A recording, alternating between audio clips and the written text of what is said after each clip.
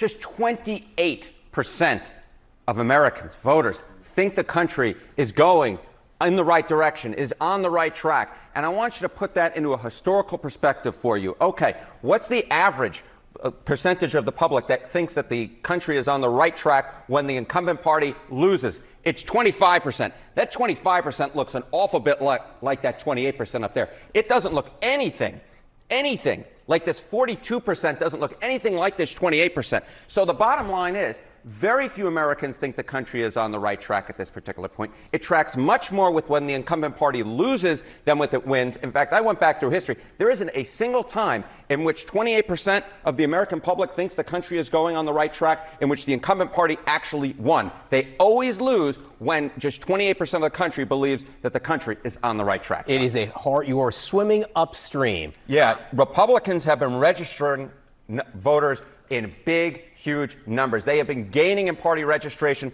versus the Democrats in the swing states with party registration. We're talking Arizona. I think it's a 5-point. They've expanded their lead from 5 points from where it was back in 2020. How about Nevada? Big Republican registrations there. They like the early vote. How about North Carolina? Big Republican registration gains. How about Pennsylvania? We spoke about it before a few months ago. Big Republican party registration gains versus from where they were 4 years ago. So Republicans are putting more Republicans in the electorate. The Democratic number versus the Republican number has shrunk. And so the bottom line is, if Republicans win come next week, Donald Trump comes next week, the signs all along will have been obvious. We would look at the right direction being very low, Joe Biden's approval rating being very low, and Republicans really registering numbers. You can't say you weren't warned. Again, this is the data which supports the idea of a Trump victory. There you have it. The signs were there all along, and you can't say you weren't warned. Those aren't my words. That's CNN's Harry Enten on Trump's electoral prospects with just 6 days to go until Election Day. And indeed, the early voting data does have very promising signs for Republicans. Now, I don't want to overhype or oversell this. We should act as if we're 10 points behind. Now is not the time to get complacent. We should all behave as if our vote could be the deciding vote. But when you take a look at these early voting numbers, and we'll dive deeper into this later in the video, but it's very encouraging for Republicans, especially when you take a look at reliably blue states like New Jersey. Republicans are overperforming in New Jersey. I mean, this is looking like a map that's closer to 2016 than 2020, and it could be a map unlike anything we've ever seen before, at least unlike anything I've ever seen in my lifetime, which gets me excited. Now, it's more than just the numbers. You know, they talked about the signs being there all along, so I also want to talk about what's happening on the ground, and to do that, I want to borrow a word from the left. Let's talk about the vibes. Which side has organic joy, and which side has manufactured joy? Which side can organically attract tens of thousands of supporters to the rallies versus which side has to bus in supporters? Which side has a love fest, and which side is being bombarded with protests and hecklers? I mean, there's no comparison. There's no contest here if we're just talking about the signs and the feeling on the ground and the vibes. Now, Kamala Harris today gave at least 3 different speeches at 3 different rallies, and each and every one of them was interrupted by hecklers and protesters. In fact, one of them was interrupted at least 3 different times. In this clip I'm about to show you, I want you to notice the first 2 protesters happen on screen left, and the third protester happens on screen right. That just proves this is happening all around her, literally left and right, wherever she goes. Look, everybody has a right to be heard, but right now I am saying, let me say something. We are 6 days out of an election. We are 6 days away from an election. And ours is about a fight for democracy and your right to be heard. As your president, I pledge to seek common ground and common sense solutions to the challenges you face.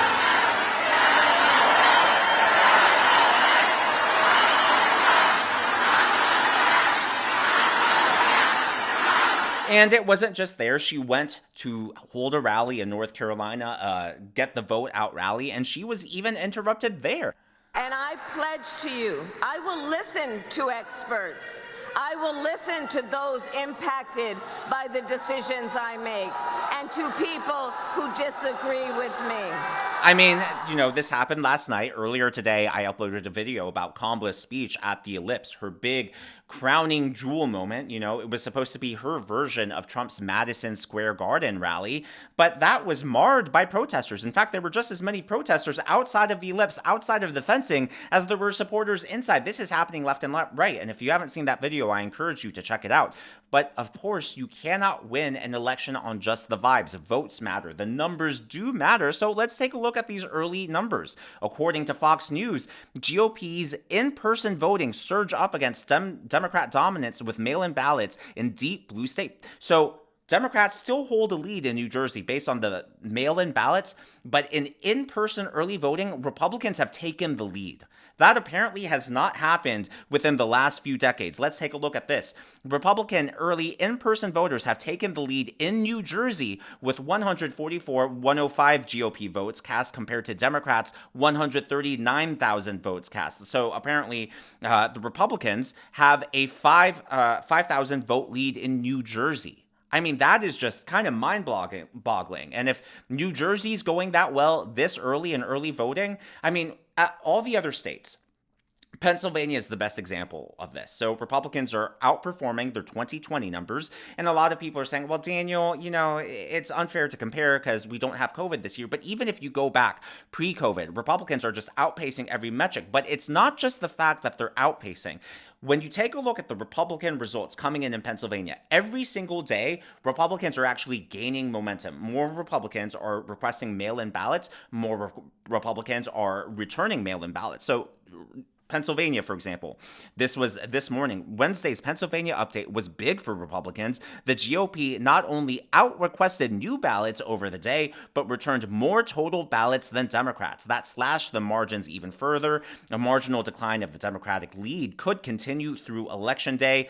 So basically, the Democrats aren't going to have a bank of votes they can rely on Election Day. I mean, the bank will be there, but it won't be as high as it has been in years past. Now, of course, this isn't just all good news for Republicans. There is always, for every good story, there's always a downside to it. Obviously, there has been a lot of controversy over Dominion voting machines. So I will personally not say anything about it, but I will play Michigan's Secretary of State, Jocelyn Benson, in her own words regarding Dominion voting machines. The issues with the programming of the VATs with specifically Yes. from Dominion. Mm-hmm. Why was that only caught in the past few days, and why can't it be fixed? I saw the release.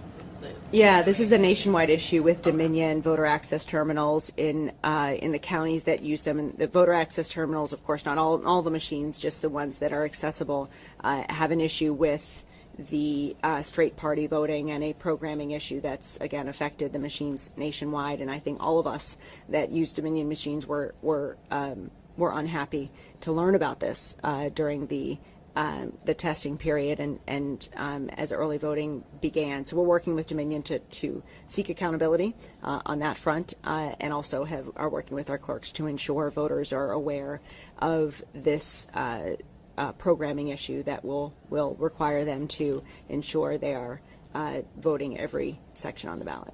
Do you think it's a bigger issue in Michigan because we do allow voters to cross over in ways that a lot of other states don't? Because we have straight party, it's not struck me as I've talked to my other colleagues in other states. They're just as upset about it as we are. So, yeah, or surprised, I think. Yeah.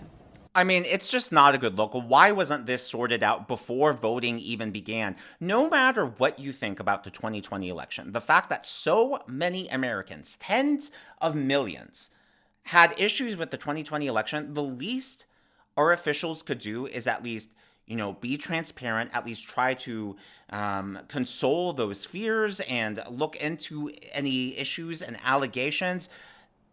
Now is not the time to be having problems. And in fact, that right there is what sparks conspiracy theories. And if you want to talk about conspiracy theories, a local ABC News affiliate, Scranton, WNEP Scranton, ABC News, aired this on their television programming this morning. You'll notice they were practicing airing election results, and it shows, oh, let me rewind that. What was that? Harris winning Pennsylvania 52-47, so a 5-point blowout. None of the polls suggest that it would be a 5-point blowout. Now, their official excuse is, they're just testing the system. They want to make sure it works. Well, if you're going to test the system, why not use candidate 1 and candidate 2? And why do you have to use all the numbers? Just put 0-0. And why is it that all of these tests seem to favor Kamala Harris? Why is it that they always favor, whenever they do this over the years, tend to favor the Democrat? I mean, again, that is what sparks conspiracy theories. Instead of doing stuff like that, just be transparent with people and, don't show your bias by ordering it in that way. Just use candidate 1, candidate 2, candidate X, candidate Z. Who cares? Who cares? Just don't. I mean, it's really irresponsible for the media to do that. However, like I told you, it's not all doom and gloom. The early number of votes are looking great, like they are in New Jersey, and the Supreme Court of the United States, yes, they issued the right call.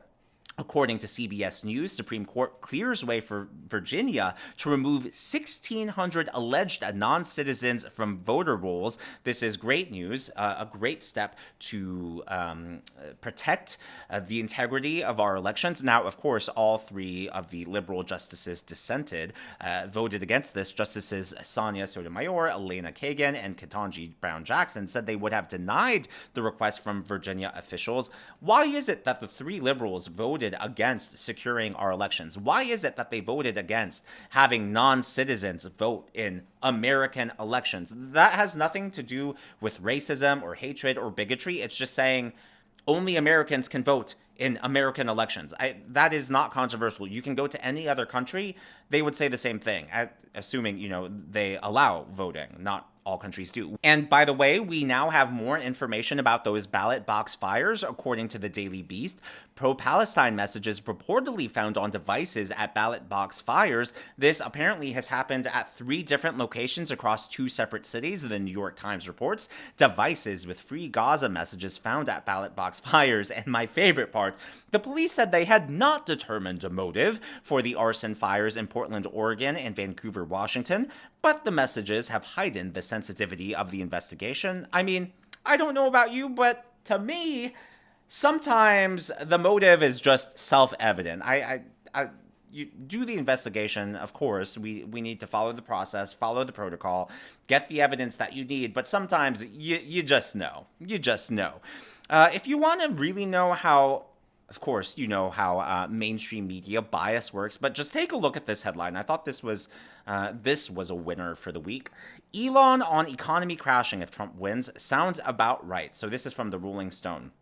Most people, unfortunately, do not read articles. Most people just see the headline, go along with their day. And it's not because they're ignoring the article. Maybe they just don't have the time or they're just scrolling the page. So the headlines can actually purvey misinformation just in how the headline is written. And so that right there is suggesting that the economy will crash if Trump wins, and it's sounding as if Elon Musk knows that and is okay with it.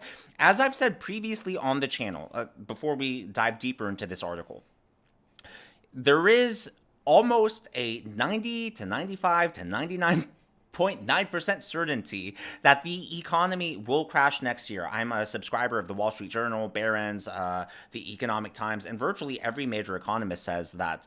I know we're all feeling the pinch right now with inflation, cost of living, and wages, but they're saying that on the technical terms, it's guaranteed almost that we're going to have a recession next year, no matter who wins. And my big warning is that just be aware of that, because if Trump wins, they're all going to blame it on Trump. You can see that headline kind of doing it already. But again, let's just take a look at this headline. Elon on economy crashing if Trump wins sounds about right. But that's not actually the whole story. You actually have to read the article to see what he's saying, and it's not that bad. And I think most Americans would agree with what he's saying. If Trump succeeds in forcing through mass deportations, combined with Elon hacking away at the government, basically reducing government bloat and reducing inefficiencies, firing people and reducing the deficit, there will be an initial severe overreaction in the economy. Someone wrote on X, markets will tumble, but when the storm passes and everyone realizes we are on sounder footing, there will be a rapid recovery to a healthier, sustainable economy, he added. Sounds about right, Musk replied. And the point there is that no pain, no gain, right? If you're working out, you will feel some pain, but in the end, it's worth it because you're healthier, you get the physique you want, and that's what they're talking about. So many of our jobs are because of the federal government. Basically, the federal government is overbloated. So what's going to happen? If you eliminate those jobs, that will have an effect on payroll numbers, that will have an effect on the economy short term, that will have an effect on the money that's flowing into the economy. But if you take that away from the government, once that's all in the private sector, it's so much stronger, so much more efficient, so much more resilient, so much more inventive and prosperous than the federal government. So Elon Musk is 100% right, and shame on that headline for trying to spin it that way. But there's even more in the article. We have to reduce spending to live within our means, Musk said.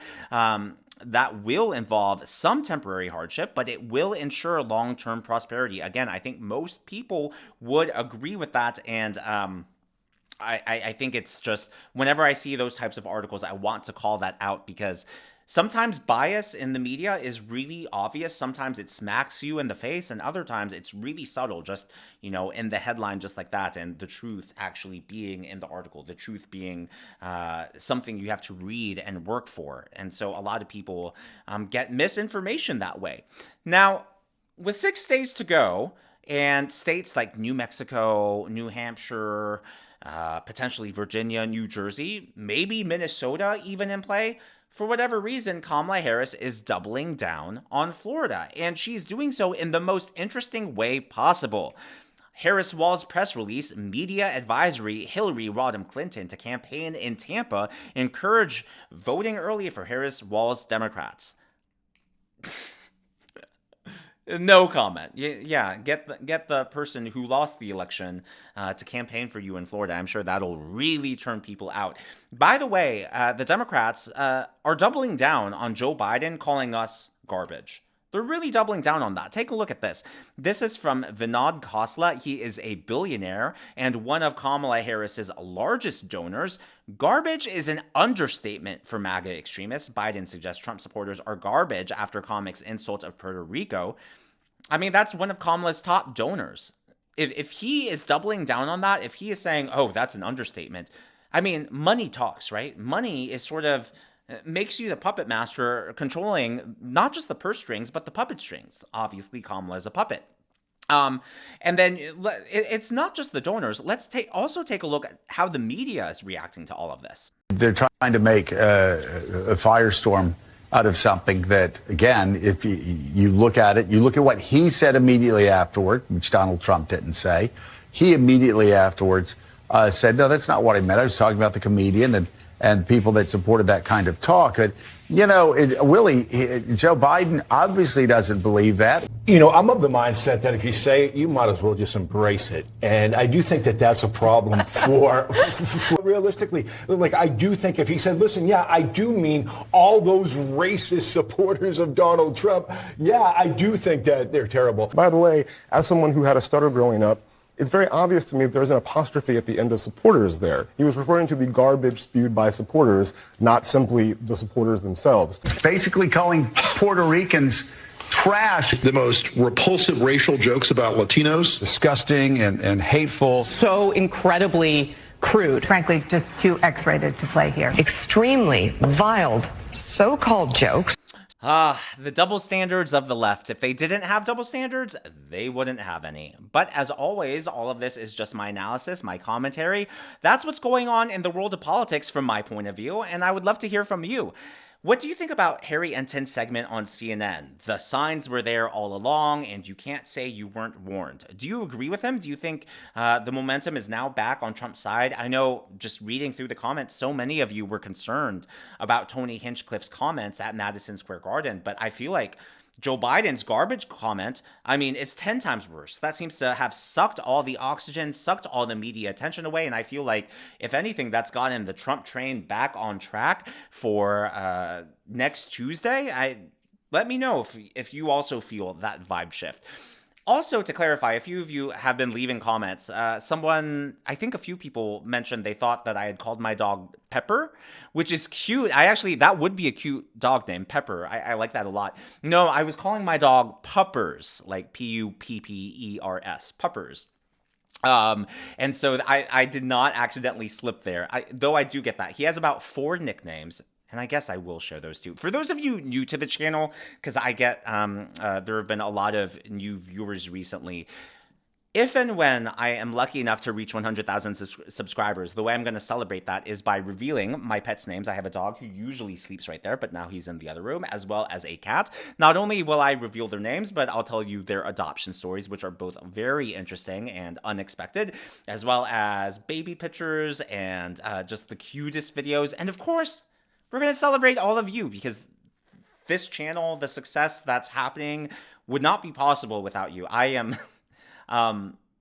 blown away each and every day. And that's why, and I want to say this, I know I've said this a bit, but I want to say it for those of you who are new. That's why I make it a point to read as many comments as physically possible. I try to read all of them, but lately it's been getting hard. But my point of view is y'all are taking time out of your life, out of your day to tune in. The least I can do is read what you've taken the time to write on my videos, and it does help me keep a pulse on how everyone's feeling. But with that being said, we will celebrate some of you if and when that video comes. 2 people obviously come to the top of my mind, like Mark and Irv, who are always the first people to comment. They are in a battle to see who can be the first commenter more. A few of you too have been recently chiming in and winning the first place comment, so that's exciting. People who have been with the channel since the very beginning, since before I even reached 5,000, 10,000 subscribers, which is amazing to think about, just really humbling. And so I don't want that video, the celebration video, to be about me. It's going to be about the pets. It's going to be about you. You know, I will talk about myself because I know some of you have asked some questions, and I've kept notes and a spreadsheet of personal questions that y'all have been leaving in the comments. But yeah, I'm really excited. So, with that being said, if any of that on top of politics appeals to you, please be sure to give me a thumbs up. I know it's a simple thing to ask, but it does help me in the algorithm to reach more people like you. Be sure to smash that subscribe button. Let's get to 100,000, and be sure to check out one of these videos.